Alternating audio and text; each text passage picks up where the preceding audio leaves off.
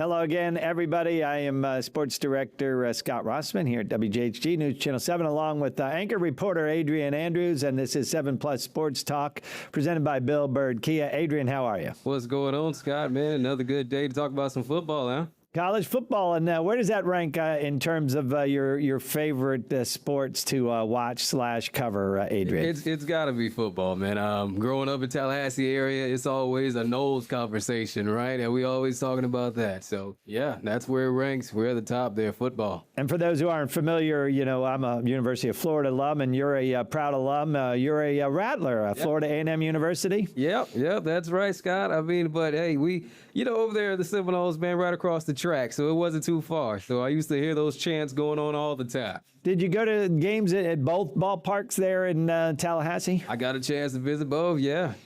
So you grew up around college football. Well, that's cool. Well, Adrian, as we know, the ACC and SEC, both with their respective football kickoff media days earlier this month. And what we've done for tonight's 7 Plus Sports Talk is pull some of the sound from the Seminoles and Gators as it is in the ACC and the SEC. The ACC media days in Charlotte, North Carolina, and they've been there for a few years. For the SEC, kind of they've moved it around a little bit.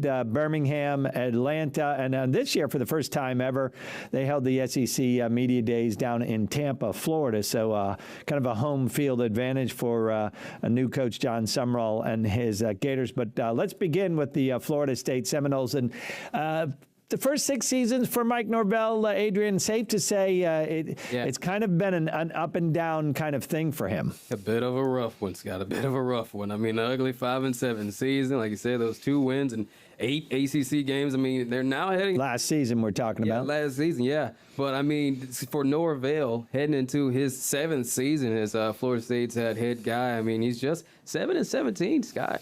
Yeah, over the last 2 years. Now, we're just 3 years ago. Now they were. What was the overall record? Was it 13-1? I think. And they won the ACC championship. So Norvell is familiar with winning a championship. He knows what it takes, and they kind of got robbed that year. Their quarterback got hurt in the last down the stretch, and they were able to beat Florida and win the ACC championship games with their backup quarterback.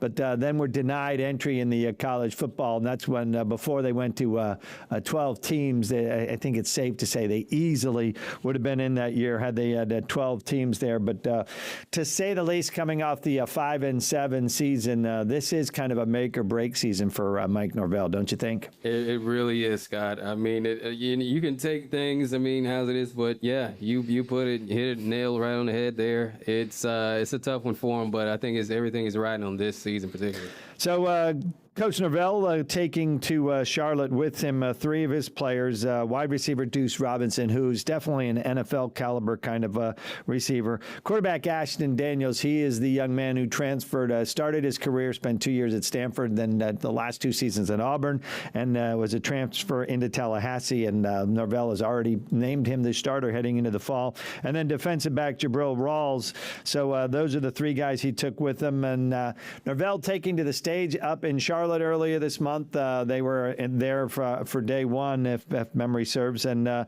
he started talking about the 5-7 season, saying that last year's rocky road was the product of a young team and some very tough losses. Last year we had 19 true freshmen that played 4 more games. We were a young team. We had guys that really had to got thrown into the fire and really had to learn on the road or on their road as we went through, like I said, the highs and the lows. A year ago you lose 5 games by 1 score, and there's a lot of lessons to be learned. But it's about taking the lessons and it's about the application of that moving forward to go be the best that we can be. We understand the expectation that's here, and there's no person, there's no place that has higher expectations than what we have, being a part of this program and making sure that we're doing things, the right way, the Florida State way, and competing for championships and all things that we do. And that is our expectation as we go into this season with a very talented roster and a great coaching staff that we've been able to assemble.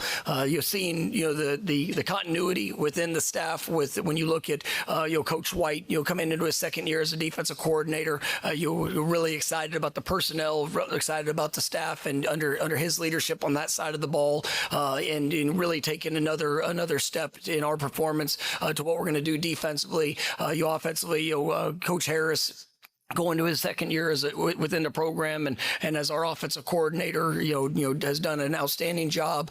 You're putting his mark, within the program, as well as continuing to help develop the young men that we have, and then obviously the addition of Adam Shire as our special teams coordinator, somebody that is extremely innovative. A guy that's going to help put our guys in a great position to win in that third. So Mike Norvell, they're certainly sounding the right notes, so to speak, Adrian. He's saying the right things. He's confident in his team. He believes he's got a talented squad and all that. And he sounds good when he's at the podium. But forgive me if I'm thinking back to last August and we did a 7+ Sports Talk, again, similar to this, with some sound from the Gators and the Seminoles. And I think I said the same thing about Coach Norvell standing at that podium there in Charlotte and saying all the right things and hitting all the right notes as he kind of looks ahead to the season to come in just a couple of weeks. Yeah, Scott. But as you said, we've heard all this same talk before, but he's looking pretty stout out there. The coach, we then asked about the fact that the fans are very anxious, to get back on. Indeed. And what about this group of players this team makes him believe the Noles will indeed put up a 9 or 10 win season or better. This is exactly what Norvell had to say about that. You see throughout the journey, just the margin between victory and defeat. It's a very thin line, but it's about the mentality. It's about the response. It's about the work that you're willing to put in. Not getting caught up in all of the other things of that can surround you on the journey that we find ourselves on. But this football team, yes, they are talented. But what I love is their work, their camaraderie, the sacrifices that they're willing to make, and the way that they challenge themselves on a daily basis, because as you mentioned, we have won one, and we went through a stretch. We won 19 straight games, and you were able to accomplish a lot of, and there were still a lot of close games, a lot of one-score games. The ebb and flow of what shows up, but it's the way that team came together, the mentality, what they brought, how they responded, throughout that journey that really set them apart. And I'm seeing that within this team. And this is a group that, from the players that returned to the guys that came in, we were looking for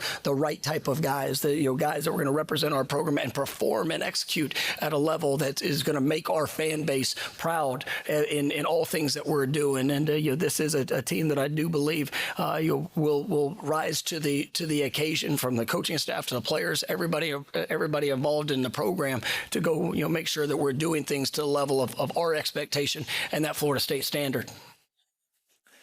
And again, just like last year, bringing in a transfer quarterback. Last year was Castellanos out of Boston College. This year it's that guy, Ashton Daniels, again, started at Stanford in the last 2 years at Auburn, played in 5 games for the Tigers last year, 68 of 119. That's a 57% passer, 797 yards, 3 touchdowns through the air, had 2 interceptions, ran for 280 yards and another 2 touchdowns. But to say the least, a lot is riding on Ashton Daniels being a good leader, having the right attitude, and being the kind of players that the offense can rally around.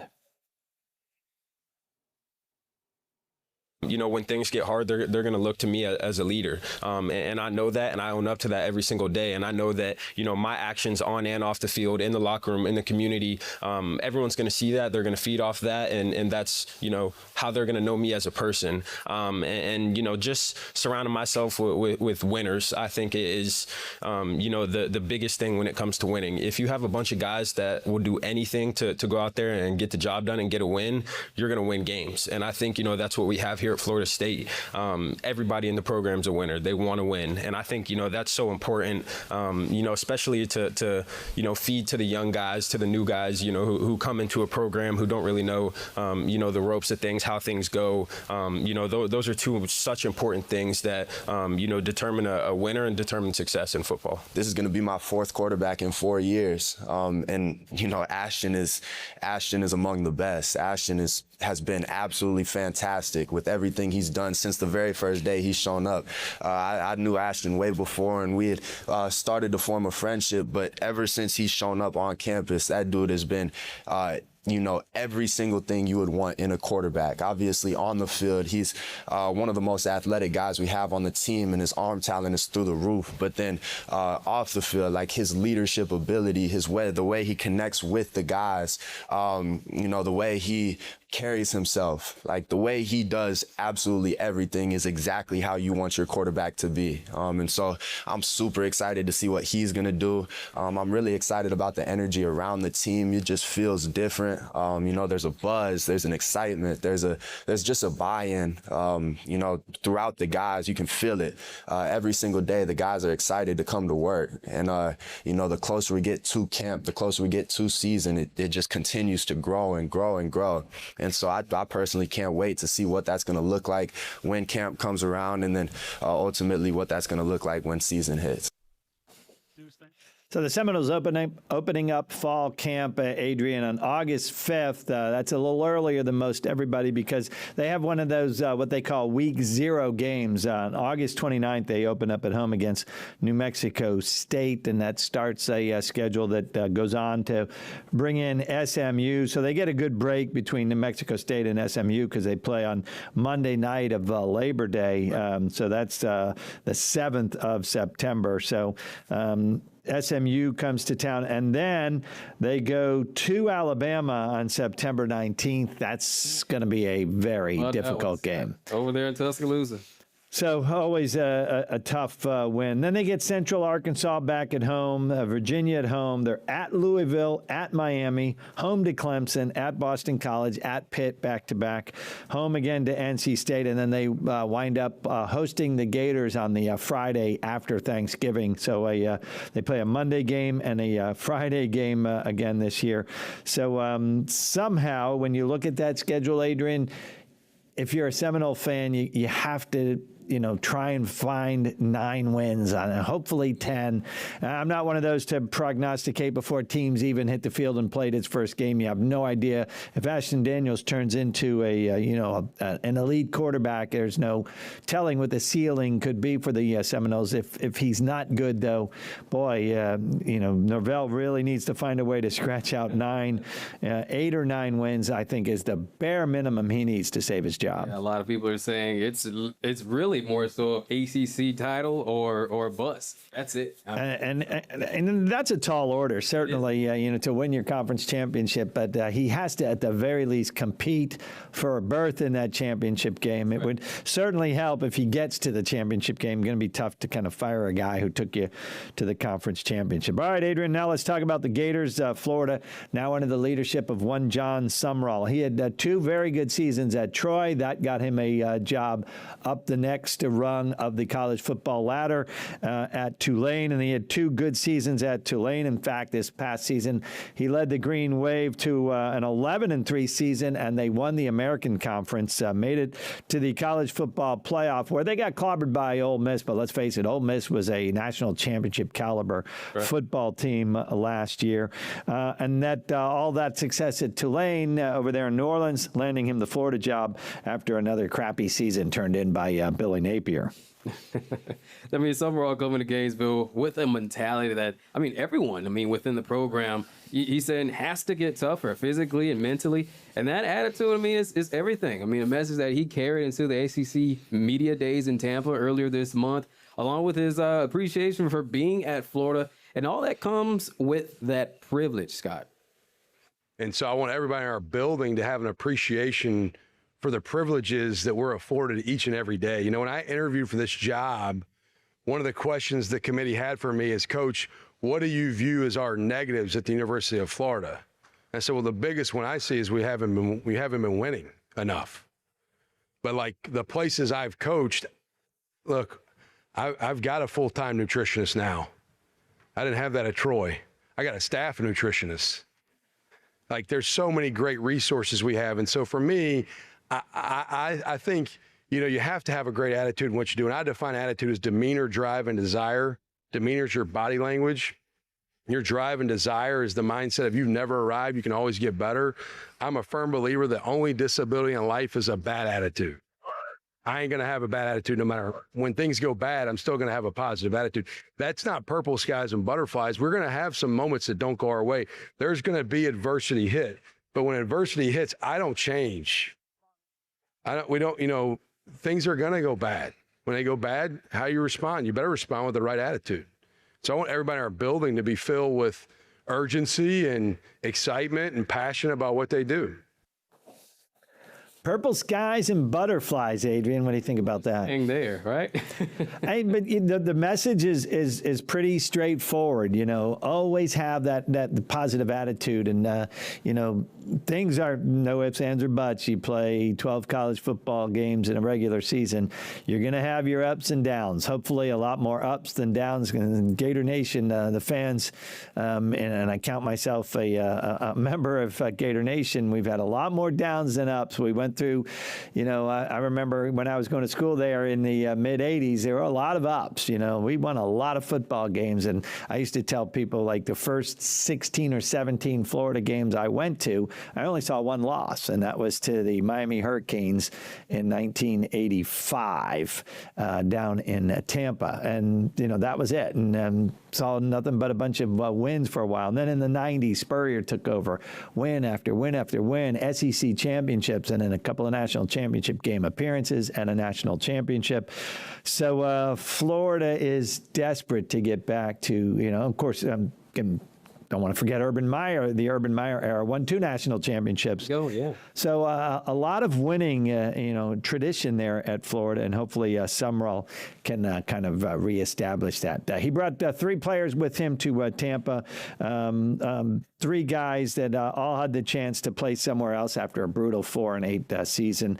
Running back Jaden Ball, receiver Vernell Brown the third, and linebacker Miles Graham, all studs who chose to stick around and put their faith in the new ball coach. The guys that chose to stay, I will forever be indebted to, because a lot of these guys, including the 3 that we brought, but so many other ones, had options. People pursuing them even when they didn't go into the portal. On the other side of it, too, I would say, there were 18 guys that were committed when I took the job. The Sunday after the regular season ended officially. Signing day was 3 days later. We signed 16 of those 18. There's only 2 decommitments. Okay. I didn't recruit those guys very long. I basically did a Zoom with all of them. And I say, I love you. You've been committed to Florida. I'd love for you to stick with Florida. Man, I got to go get ready to coach a conference championship game. I'll see y'all when I'm done. Boom, boom, boom. I did some phone calls with them. They all stayed pretty much. Like, it says a lot about the place. It's a top 10 public institution in the country. You get to play elite football in the SEC, and you get to live in the state of Florida. Pretty good deal. So it says a lot about the guys that chose to stay, but it also says a lot about Florida. And we have a very special place that I think is unique, and the kind of place that when you get there, you fall in love with it.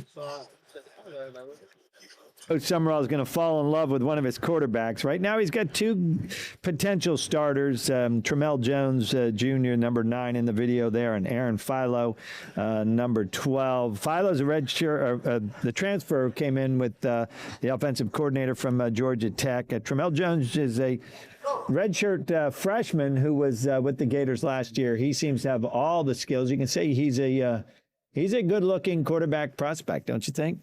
I think so, Scott. Among those players that are traveling over there to Tampa with Coach Summerall, running back Jaden Ball and linebacker Miles Graham, Ball having over 1,000 yards rushing, Scott. It took a reported $1 million to bring him back to the fold this offseason. Miles, a legacy at Florida. Didn't hear too much about him going elsewhere, but they say that he's psyched about this new coaching staff that it brings, and Summerall in particular, who's really brought the fire with him over there from Tulane, Scott. The fire has definitely, spread it throughout the team. And the main message that I got from just the staff in general, even Coach Summerall, is when things are going bad, good. We all say good. If we're facing adversity, we all say good, just because that's what builds character. When you're in adversity times, that's what helps us. So I know each and every day we come out there, coaches them try to put us, behind the wall and, behind the line, but we also just look at it and be like, let's go. Yeah, this coaching staff brings a whole lot of energy. Like I've been saying today, one of our team rules is do not be an energy vampire. And like you'll see in practice, like Coach White, he'll hop in our tackling drills. Like we get to tackle him, and you'll see like even the offensive guys, like they'll run full speed after the play, like trying to chase the ball down. Like they're beating some of us to the ball. Like when we get tired, like they bring a whole lot of juice, whole lot of energy, and it's going to be really fun to play for them because you never know what you're going to expect. It's going to be just fun every single day. Third row. Juice and energy, Miles Graham speaking there, and to say the least, his father, Ernest Graham, the running back for the Gators from, 98 to 02, had 1,000 yards in his senior season, 33 career touchdowns for the Gators. So, again, Miles is a legacy, and he plays a lot like his dad did. Boy, Ernest Graham, it's before your time, Adrian, but he was a thrill to watch as a Gator fan, always gave 100%. Played hurt, was incredibly tough to tackle, and just a great asset to in the early days of or in the latter days of the Steve Spurrier offense, a couple of years, and then played even beyond that, and played in the NFL. So the Gators looking at what kind of schedule, Adrian? Yeah, pretty. I mean, honestly, a pretty good one. I mean, first start. On September 5th, Florida Atlantic got the Owls. They playing that one, so that's going to be an interesting one, I think. Scott, got to win that one. They got it. Can't lose to another in-state team. They lost to USF last year. Can't take a loss at home to another in-state rival. Yeah. And then Campbell, that should be a blowout if they're a good team. Yeah. And then things get interesting in week 3, don't they? Yeah, conference play, Auburn. I mean, that should be a good one. They're playing at Auburn, Scott. I mean, so we'll see where it leads with that one. Ole Miss. These are some really good, tough matchups for the Gators, I would say. Ole Miss, Missouri. At Mizzou, yeah. Oh, my goodness. South Carolina, but they have that one at home. So that's a good one there. Followed up with Texas, Georgia. On the road at Texas, and Texas is they're going to be top 2 or 3, 1, 2, or 3 in a lot of the polls going into the preseason. Yeah, they didn't help them out too well with this schedule, did they, Scott? No. This year, the Georgia game's in Atlanta, so that's probably advantage Bulldogs because they play a lot of games there. Right. Yeah, Oklahoma. I think that's at home. Kentucky over there in Lexington.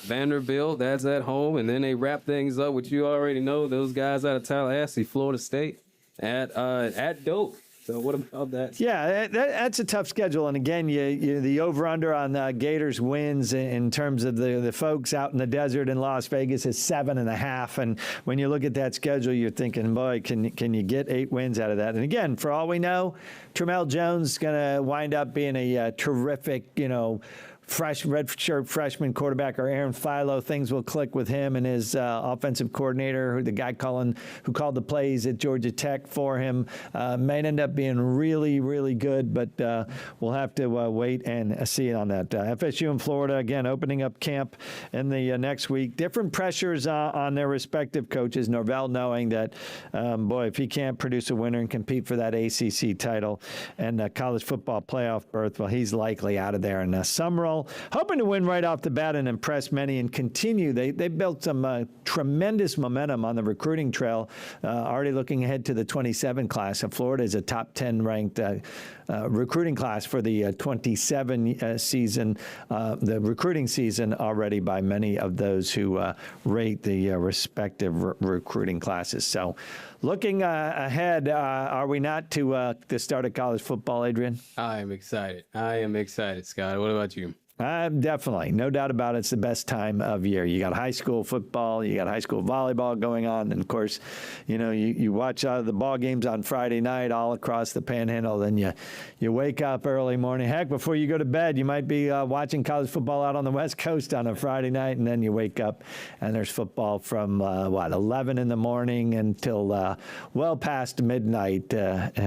Just absolutely the best time of year. Well, that will do it for another edition of 7 Plus Sports Talk presented by Bill Bird Kia. For Adrian, I'm Scott. Thanks for watching, and we'll see you later.